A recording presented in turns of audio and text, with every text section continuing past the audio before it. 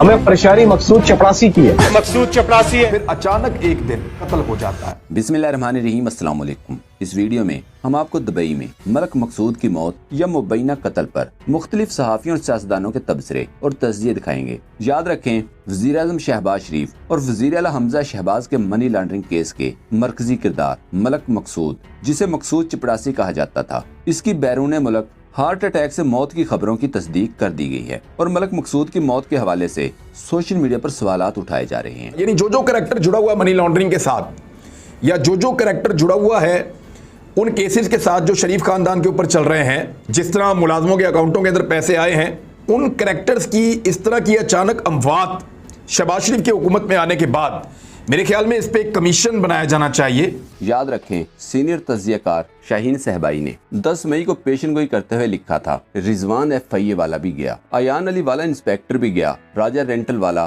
कामरान फैसल भी गया, बेनजीर के कत्ल वाला खालिद भी गया, वीडियो वाला जज भी गया, राजों का अमीन रहमान मलक भी गया और बहुत नाम है। अब मकसूद चपरासी TT वाले की खैर मनाएं, अल्लाह की रस्सी सिर्फ चोरों पर मेहरबान, आखिर कब तक। मलक मकसूद की मौत के बाद शाहीन सहबाई ने ट्वीट किया, आज वही खबर आ गई, कोई इसकी मौत की इंक्वायरी करवाएगा, सोचे भी नहीं। जबकि मकसूद चपरासी की मौत पर नून लीगी सहाफ़ी मुकम्मल तौर पर खामोश हैं, ज्यादातर रहनुमा भी खामोश हैं। याद रखें, पाकिस्तान में इस तरह के कत्ल बड़े बड़े केसेस में अक्सर होते हैं जिनका बाद में कुछ भी नहीं बनता। ऐसे केसेस भी होते हैं जिनके 10-10 गवाह थे और सब के सब मारे जाते हैं। इन सब में एक मशहूर नाम खालिद शहनशाह का भी है, जो बेनजीर के सिक्योरिटी ऑफिसर थे और अपनी मशकूक हरकतों की वजह से शक के दायरे में आते थे। लेकिन पीपल्स पार्टी और जरदारी की हुकूमत आते ही इनका भी कत्ल कर दिया गया था और इस कत्ल के बाद इस पर पहले जो सिर्फ शक था, यकीन में बदल गया था।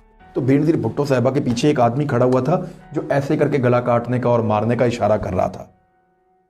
उस आदमी का नाम था खालिद शहनशाह और वो वक्तन फवक्तन नीचे बैठ जाता था कि गोली चलाओ, मैं नीचे बैठ रहा हूं, हमला करो, मैं नीचे बैठ रहा हूं।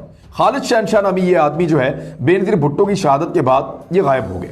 उसके बाद ये पहुंच गया कराची में आसिफ अली जरदारी साहब के इंतहाई करीब था और जरदारी साहब का खासुल खास आदमी था। और फिर अचानक एक दिन खालिद शहनशाह कत्ल हो जाता है और खालिद शहनशाह के कत्ल के पीछे मुबैना तौर पर रहमान डकैत का हाथ है।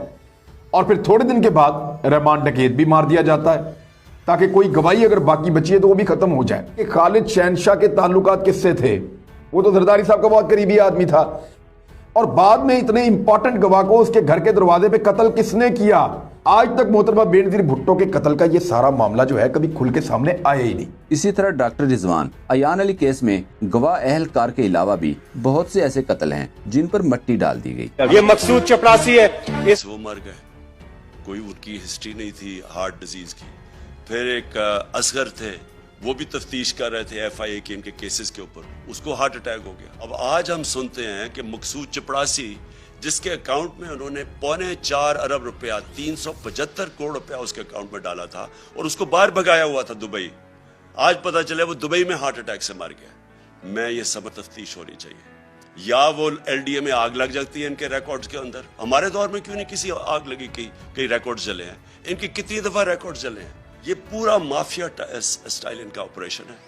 खौफ फैलाते हैं, लोगों को डराते हैं, फिर खरीदते हैं या डराते हैं। असद खर ने लिखा, मकसूद चपरासी के नाम पर 7 बैंक अकाउंट्स थे। अकाउंट्स में 8 साल में 3 अरब से ज्यादा रकम जमा करवाई गई। चालान के मुताबिक मकसूद चपरासी की 25,000 रुपए तनख्वाह थी। मकसूद चपरासी मॉडल टाउन हेड ऑफिस में मुलाजिम था। मजीद लिखा, शहबाज शरीफ मनी लॉन्ड्रिंग केस में अब तक FIA मुकदमात में नामजद 3 मुबैना फ्रंटमैन इंतकाल कर चुके हैं।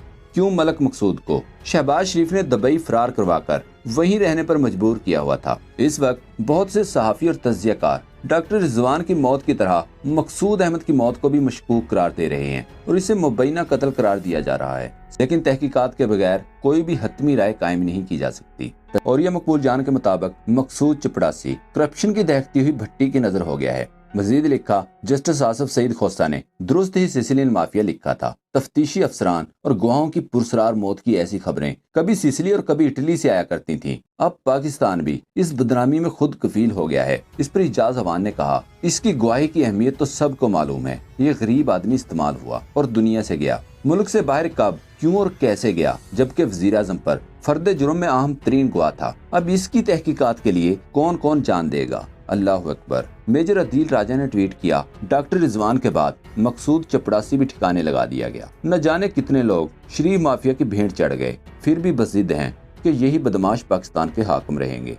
शहबाज गिल ने कहा, मकसूद चपड़ासी, डॉक्टर रिजवान और नवीद, ये तीनों लोग शरीफों की मनी लॉन्ड्रिंग के अहम किरदार थे। तीनों को हार्ट अटैक हुआ, 2 हलाक कर दिए गए और नवीद जिंदगी और मौत के दरमियान लटक रहा है। खदशा है कि तमाम लोगों को खास किस्म के केमिकल खाने में मिलाकर दिए गए और ये हार्ट अटैक करवाए गए। इनको कत्ल किया गया है। एंकर पर्सन अमीर अब्बास ने लिखा, अब समझे कि ताकतवर अशरफिया के केसेस अंजाम तक क्यों नहीं पहुंचते, क्योंकि केसेस इतने लटका दिए जाते हैं कि कभी सबूत जाया, कभी जज मर गया और कभी वकील, वरना गवाह ही मर जाते हैं। लिया हाशमी ने कहा, शरीफ जरदारी करप्शन के सारे सबूत निकाल लाने वाले FIA डायरेक्टर डॉक्टर रिजवान भी इसी तरह अचानक चल बसे थे।